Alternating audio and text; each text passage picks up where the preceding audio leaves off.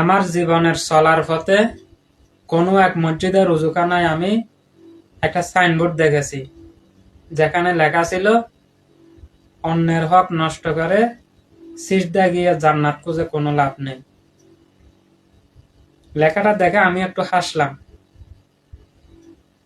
মনে মনে ভাবলাম, অনেকে তো অনেকভাবে কষ্ট দিয়েছে, অনেকভাবে অধিকার থেকে বঞ্চিত করেছে। আমিও বা হয়তো নিজের অজান্তে অনেককে কষ্ট দিয়েছি, অনেকে হয়তো বা আমার কারণে অনেক কষ্ট পেয়েছে। যারা আমাকে কষ্ট দিয়েছে, আমাকে অধিকার থেকে বঞ্চিত করেছে, আমার হক নষ্ট করেছে,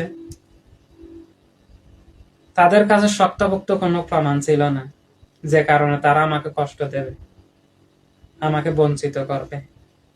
জীবন এমনই, যেখানে মিলে থাকবে সুখ দুঃখ, হাসি কান্না। তবু আমাদের জীবন থামে না, তবু আমাদেরকে চলতেই হবে, তবু আমরা চলতেই থাকি শেষ নিঃশ্বাস পর্যন্ত, শেষ ঠিকানা পর্যন্ত।